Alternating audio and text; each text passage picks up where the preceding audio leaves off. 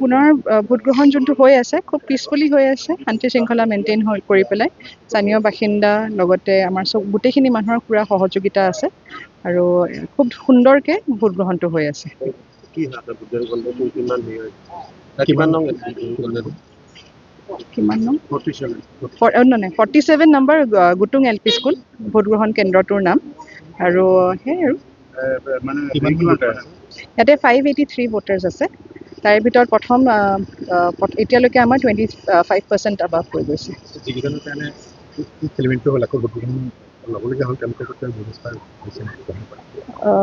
চৰকাৰী নীতি নিয়ম মানি যোনখিনি কৰিব লগা আছে সেইখিনি কৰা হৈছে।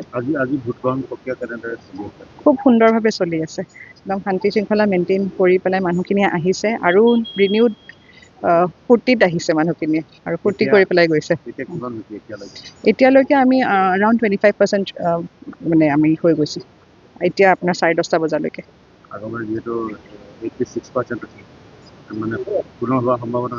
যোনটো স্পৃহাত মানুহ আহি আছে আমি মানে এটা পজিটিভে ৰিজাল্ট এটা আমি সোনকালে আহক, ভোট দিয়ক, তাকে আহ্বান জনাইছোঁ। পুনৰ ভোটগ্ৰহণ কেন্দ্ৰ আচলতে পৰিদৰ্শনৰ বাবে হয়, যোৱা 2 মে' তাৰিখে ভোটগ্ৰহণ আছিলে। ইয়াত কিছু অফিচৰ বিসংগতিৰ কাৰণে ইয়াত পুনৰ ভোটগ্ৰহণ অনুষ্ঠিত হৈছে। আমি সকলোকে প্ৰাৰ্থীসকলক শুভেচ্ছা জনাইছোঁ। তাৰোপৰি ভোটাৰ ৰাইজকো আহ্বান জনাইছোঁ, সকলোৱে ইয়াত ভোটদান কৰক আৰু নিজৰ ভোটাধিকাৰ সাব্যস্ত কৰক। আৰু আজি আশা ৰাখিছোঁ শান্তিপূৰ্ণভাৱে এতিয়ালৈকে বৰ্তমানলৈকে ভোটগ্ৰহণ অনুষ্ঠিত হৈছে আৰু ভোটগ্ৰহণ শান্তিপূৰ্ণভাৱে বুলি হৈছে। ইয়াত কোনো বোকাহাট সমষ্টিত কোনো এটা বিসংগতি হোৱা নাছিলে। দুৰ্ভাগ্যক্ৰমে ইয়াত এটা অফিচাৰ ভুলৰ কাৰণে, পুলিং অফিচাৰ আৰু প্ৰিজাইডিং অফিচাৰ ভুলৰ কাৰণে এইটো হ'ল। গতিকে পুনৰবাৰ এইটো নঘটিব বুলি আমি আশা ৰাখিছোঁ। সকলোৱে শান্তিপূৰ্ণভাৱে মিলিজুলি আমি ভোটদানত সহযোগিতা কৰিব লাগে। যিহেতু দলীয় নেতা বিষয়ে আচলতে বিসংগতি কৰিলে তেওঁলোকৰ ওপৰত কেনেকুৱা ব্যৱস্থা হোৱা?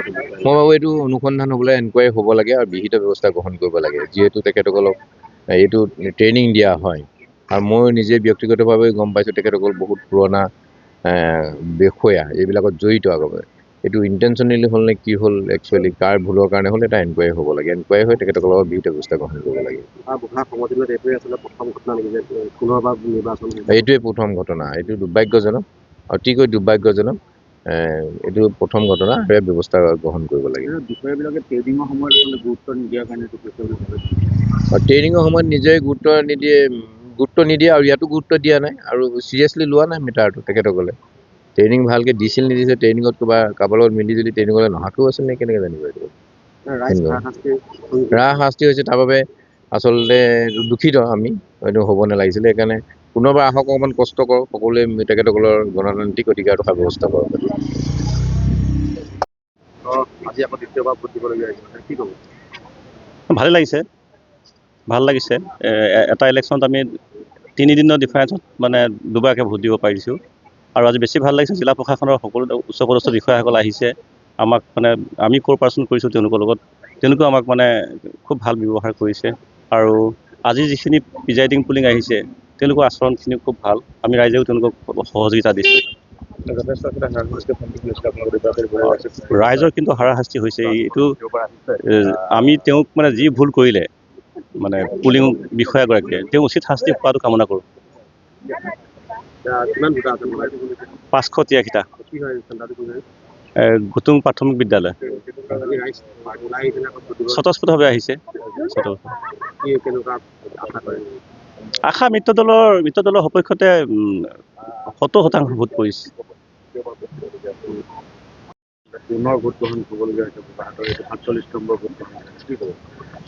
প্ৰথম কথা অতি দুৰ্ভাগ্যজনক কথা যে ময়ো প্ৰায় 34টা বছৰ শিক্ষকতা কৰি প্ৰায় 11টা ইলেকশ্যনত দায়িত্ব সম্পন্ন কৰি আহিলোঁ। যেতিয়া নিৰ্বাচনৰ প্ৰশিক্ষণবিলাক হয় তেতিয়া তাত যিখিনি মানুহে মনোযোগ দি কথাখিনি শুনে, ইলেকশ্যনৰ বিধিখিনি পঢ়ে আৰু নিয়ম নীতিখিনি গভীৰতালৈ লৈ যায়, তেতিয়াহ'লে ইয়াতে কোনো এনেকুৱা ধৰণৰ ঘটনাৰ সৃষ্টি নহয়। প্ৰথম কথা ঘটিলে যে এইটো এজন বিষয়া বা দুজন মানুহৰ গলটিৰ কাৰণে আজি ইয়াতে প্ৰায় 500-600 মানুহে আহি পুনৰ ভোট দিব লগা হৈছে, যাৰ কাৰণে প্ৰশাসনৰ অতিৰিক্ত অৰ্থ ব্যয় হৈছে। কাৰণ কালিৰ পৰা ইয়াত প্ৰিজাইডিং মুখীয়া ছেক্ৰেটাৰী পঠিওৱা গৈছে, বেলট কৰিবলগীয়া গৈছে, সম্পূৰ্ণ ব্যৱস্থা কৰিব লগা গৈছে। আমি প্ৰশাসনক ক'ব লগা একো নাই, কিন্তু প্ৰশাসনৰ হৈ যিকেইজনে ইয়াত ভোট ল'বলৈ আহিল তেওঁলোকে কিয় এটা কথা বুজি নাপালে যে আমি নিষ্ঠা সহকাৰে কাম কৰিব লাগে। আৰু এটা কথা মই অতি আচৰিত যে এই সময়ছোৱাৰ ভিতৰত প্ৰতি 2 ঘণ্টাৰ মূৰে মূৰে ৰিপৰ্ট দিব লাগে।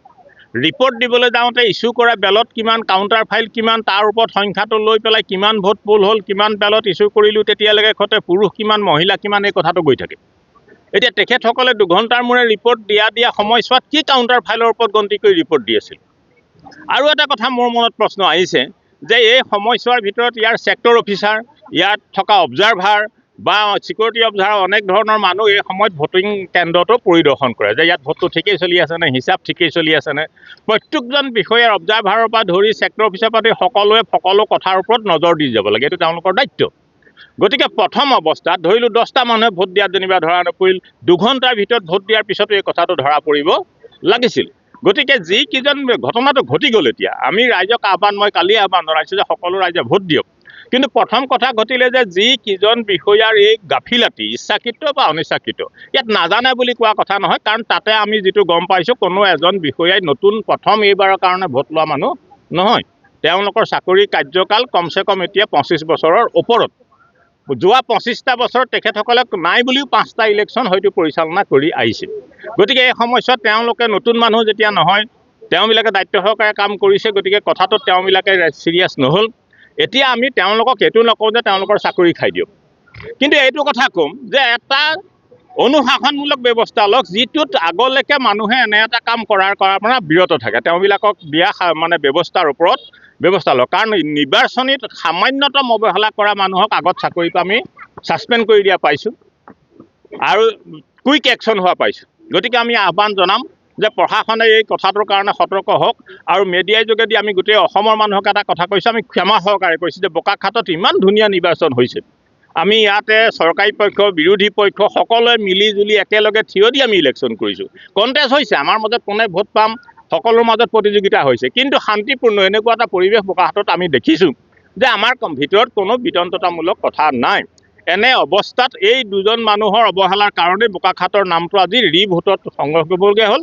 আৰু তাতকৈ টিভিয়ে বাৰে বাৰে দেখাই আছে যে সকলো টিভিয়ে যে 2জন মানুহৰ নিজৰ কৰ্ম অৱহেলাৰ কাৰণে আজি পুনৰ ভোট ল'ব লগা হৈছে। আমি আহ্বান জনাম এইটো গভৰ্ণমেণ্টে এটা কুইক আৰু খৰতকীয়া আদৰ্শমূলক সিদ্ধান্ত লওক, একশ্যন লওক।